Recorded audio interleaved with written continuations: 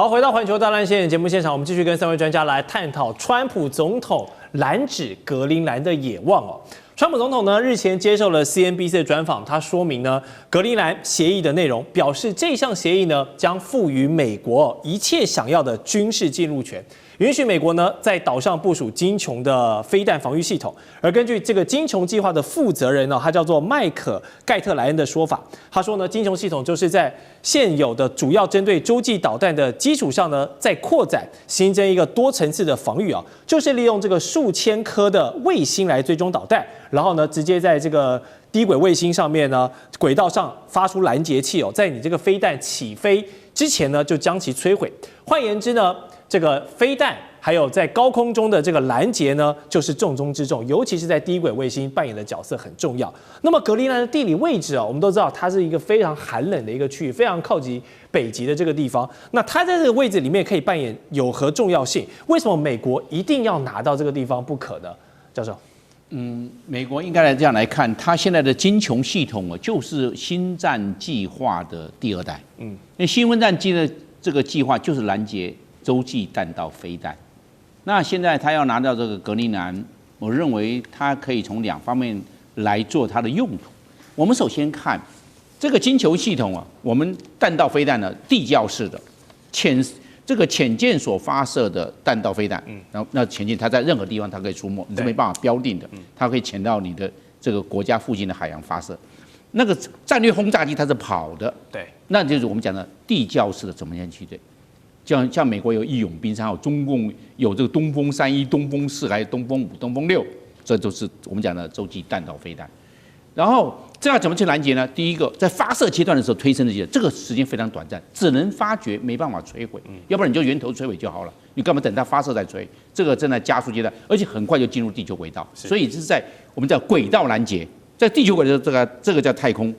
進入卡門線之後，就是進入太空了。在我們講的軌道攔截，最後一個末端攔截，因為它要離開軌道進入大氣層，對這個城市重要的軍事實施核武攻擊的，這是最後。所以我們講了，這講了精瓊系統最重要是這個軌道攔截。那所以在太空部署武器，但是在太空部署武器也這個人造衛星也會被摧毀啊。現在有殺手衛星啊，也一樣可以摧毀，但是那就是變成在地面上來做搭配，地面上。現在美國就是標準3型跟標準6型的反彈飛彈就是這樣。那現在那個美國是不是在格陵蘭上面呢？可以有2種用途。第一個是不是部署薩德系統，還有一個長程雷達，來發現來自於俄羅斯或中國大陸通過北極圈向美國發射的。是這種格陵蘭就可以，因為格陵蘭大部分都在北極圈之內，所以可以善用這一方面。那標3跟標6是打近地軌道的，我們講的這個彈道飛彈。那末端攔截再造給下個的薩德系統。那薩德系統會不會部署到格陵蘭呢？我認為是不會，因為可能不如格陵蘭部署到美國本土，那造末端攔截就可以了。那格陵蘭做什麼呢？除了部署這一個我們講的長程雷達之外，我認為它最重要的是要部署地窖式的洲際彈道飛彈。哦。就像俄羅斯有一個飞地，就是在以前的東普魯士，在波蘭的北邊。因為2次大戰俄羅斯贏了，就把東普魯士占到了一大部分2.1万平方公里的，叫做加里寧格勒。加里寧格勒現在有40個，最少40個地窖式的洲際彈道飛彈，要不要去攻擊？應該很安全。為什麼你安全？你攻擊旁邊就是波蘭啊，你這個核輻射一外泄就不得了啊。你傳統轟炸，它地窖式那個做得非常深，你炸了只炸表面而已。所以那個美國可不可以在格陵蘭部署地窖式的？你要去打它，那都是我們知道，那时候是一塊冰。川普所講就是一塊冰嘛，對，格陵蘭80%全被冰層覆蓋。你去打那個地窖式吧，那對美國來講皮毛不傷。那他如果把義勇兵3號放個100顆在那邊呢？你要不去打？你就不要去攻擊美國本土了。我不在那個新墨西哥州，沒有，我就放在格陵蘭。你要不要去攻擊？你攻擊那個是完全沒有人受傷，而且格陵蘭那麼大，216萬平方公里，你怎麼樣去炸它？你拿什麼核武器炸它？它變成核保護能力更具備了。它比格陵蘭是加里寧格勒的100個，加里寧格勒才21600平方公里。格陵蘭216万6000平方公里，剛好100個。你看看它這個部署下來，哇，這變成核武強國啊！你要使用核摧毀，打它的源頭打擊、源頭摧毀，非常困難了。是，所以就变成這個川普眼中金瓊計劃在部署核武一個非常重要的一個地方了。他把整個的對美國的這核威脅移到格陵蘭去了，由格陵蘭做犧牲品，但是卻保護了美國。所以它金瓊就有兩個，第一個是攔截系統，第二個是這個核報復的地窖式發射的洲際彈道飛彈的系統，可以放在格陵蘭。好，那這個美媒的 CNN 也報道指出，為什麼川普在他的第二任期這麼積極的想要拿下格陵蘭呢？就是因為呢，在對於北極圈的軍事開發，其實美國的進度是要落後俄羅斯很多的。俄羅斯很早就開始了。我們看這張圖，北極圈66個基地呢，有將近一半30個呢。超過一半哦，是位於這個俄羅斯的。那15個位於挪威，8個美國，8個加拿大，格陵蘭是有3個的。那冰島1個。那雖然說我們都知道這個基地的數量不等於它的質量，但是你看格陵蘭3個，再加上美國8個，加起來就11個嘛，跟這個俄羅斯30個比起來，你只有人家的1/3而已哦。所以格陵蘭這個基地肯定是它的質是大於量的。那剛才教授也跟我們分享了很多這個戰略價值。那將軍，你覺得如果從軍事基地的這個部署來看，格陵蘭重要的門道是什麼？首先我們看一下哈，這個從這地圖很明顯看出來，假如說以北極為中心來講的話，它的右邊那個國家哈就是俄羅斯，那俄羅斯的下邊才是這個中國大陸。那相對的，在它的西邊哈是加拿大，加拿大的在西邊哈在下面才是美國這個國土哈，所以美國自己本身哈它的這種國土領土就不在北極圈的範圍之內，所以也因此，如果它跟這個俄羅斯要在北極圈要爭奪它的地緣的來講的話哈，它當然是弱於俄羅斯的，因為俄羅斯本來就是生活在北極圈裡面。其實我們這個除了北極圈裡面這66個軍事基地，俄羅斯占了30個之外，美國只有8個，美國8個已經算不錯了啦。這個它根本就不在北極圈之內，它可以借着它跟加拿大這個北約盟邦的要求後，在這邊設立了8個基地，加起來已經算不錯。其實除了說是基地的數量，我覺得俄羅斯還有幾個方面是領先美國的。第一個就是破冰船嘛，哈，這個破冰船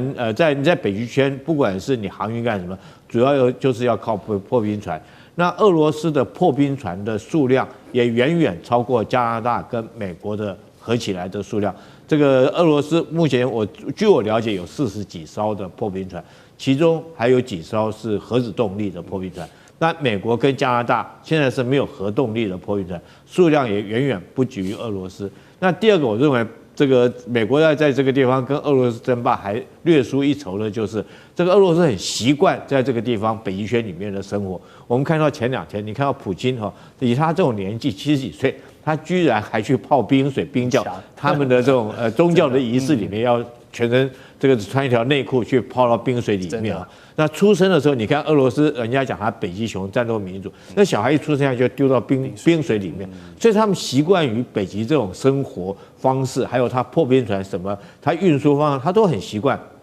所以假設你美國想要在這個地方跟俄羅斯一較長短來講，我覺得還是略輸一籌了。那格陵蘭當然重要，格陵蘭重要是在第2次世界大戰的時候，美國總統杜魯門那時候就是要買下格陵蘭了。他已經預判到，如果說未來如果說是冷戰時期美蘇要這個互相這個冷戰對抗來講的話，北極勢必是互相導彈射程的一個重要非經的一塊地區哈，所以那時候這個杜魯門就想要買下格陵蘭，但是那時候他出的價錢是1億，可是那時候這個丹麥就不賣啊，那個時候就不賣。然後當然以那時候1億，現在換算成大概美金大概是15億美金左右。所以現在如果說是格陵蘭美國拿不到的話，我們看到這個地理上面當然，所有的導彈哈，現在可以說都是經過北極航線的上空。那另外來講，由於北極的暖化哈，這個水面上的航運也勢必會經過北極海。第3個是潛艦作戰，因為北極我們知道是一塊的海洋嘛哈，如果這個上面只是一層浮冰在上面，那如果以現在潛艦，它如果找到冰層比較薄弱的地方，它也一樣可以穿透這個地方浮出來。電影上面情節我們都看過，好幾部電影有演過這種情節。那當然可以在北極上面冒出來，那當然就可以對你這個敵國來實施這個核子戰略的的導彈的射擊哈。所以北極來講，確實就地緣戰略來講，對美俄雙方來講，未來不管是在經濟航運上面或軍事上面，都有它極大的價值。那當然。北極上面能夠有陸地的，就格陵蘭這塊陸地，所以這也就是為什麼川普急於很焦慮的想要格陵蘭的原因。是，好，川普總統急於想要拿下格陵蘭，除了軍事的用途之外，難道就沒有一點私心嗎？英國的《衛報》就爆料了，他說呢，根據川普第一任期時候擔任他國家安全事務的助理博爾頓他的說法呢，他說川普拿下格陵蘭的念頭啊，其實在第一任期的時候就萌生了，因為當時有一位美國化妝品的巨頭雅詩蘭黛集团的高層就建議川普說，如果一旦美國拿下格陵蘭之後呢，我們雅詩蘭黛會砸下重金啊，到當地去投資這個礦泉水的產業哦，還要入股水力發電布局等等，講得很美好。所以無論是這個島上的礦物開採的潛力啦，還是川普這些商界朋友，大家一起畫大餅要瓜分利益的這個資本派对，好像這些誘因呢，放在川普這個商人出身的背景上，好像是成立的耶。那楊老師，你對於這樣的說法的看法？我覺得他們在畫大餅，而且他們知道這上面根本不可能做那樣子的布局跟这個投資，這投資一定是絕對難以回收的。格陵蘭雖然是台灣的20倍這麼大，全世界最大的島，但是它有80%的面積是全年都是在冰塊的這個籠罩之下。因此你要在上面做任何的探勘開挖，那個成本是非常的高的。那不是把一個冰塊這樣移開啊，因為它是整體在那邊的。那格陵蘭上面幾個都市也沒有什麼環島公路啊。你還可以上面騎自行車，哪有這回事？城市跟城市之間的運輸都是靠空運或者是海運的，因此它過去其實是有18座礦山，整個過去這個20-30年，到現在只剩2座，而這2座也有一座是2007年開始的，到現在呢其實收益有限，而2019年開始的到現在呢根本停下來，因為旁邊就會有人住，因為它其實能夠開闊的地方並不多。那如果你要做稀土，這2個剛好就是稀土的礦，那格陵蘭政府嚴格的限制，因為會污染，所以這些問題呢，你要做礦的開採不是一件很容易的事情。那曾經很多國家來試過，對，18座，現在只剩2座。再講格陵蘭，它現在人口5.7萬裡面，大概有2.9萬是工作人口。而工作人口裡面有1.25萬其實是替政府工作，也就替丹麥政府跟格陵蘭政府工作的。那如果再加上失業補救金的這些發放的話，其實這個島嶼上的5.7萬人有3/4是靠的政府，他們每年拿到丹麥政府給的補貼大概就是1年1萬美元。所以這個時候川普如果說只給個10萬美元，那他們就覺得我拿10萬之後就沒了。那丹麥是一直不斷的給，對，美國會不斷的給嗎？你想想看，美國對原住民，美國自己本身的原住民，他的對待是如何？所以他們也會擔心說，我一旦同意當了你美國的領土之後，我錢能夠拿得永久嗎？像跟過去丹麥一樣，還是說你會來開礦，那造成我們環境的污染？結果呢，開礦也不理想，因為成本效益，所以後來留下一個爛攤子。所以這也就是現在川普理解，他的朋友們也理解。畫的大餅只是要幫川普拿下這個格陵蘭，幫他達成這個歷史定位。美國歷史上買下格陵蘭的總統就是第47任的美國川普總統。其實講到經濟的資源，我覺得都是畫大餅，都是畫大餅哈。OK， 好，那我們待會的最後一段討論呢，還有這個輝達的掌舵人黃仁勳，他3顧茅廬要求北京趕快放行採購 H200晶片了嗎？還有現在在記憶體這個大行情之下呢，中國的企業有何動作？待會回來告訴你。地緣政治、美中之爭、戰略價值、強權崛起、小國生存，現在與未來洞悉事件走向，掌握世界脈動，全球觀點。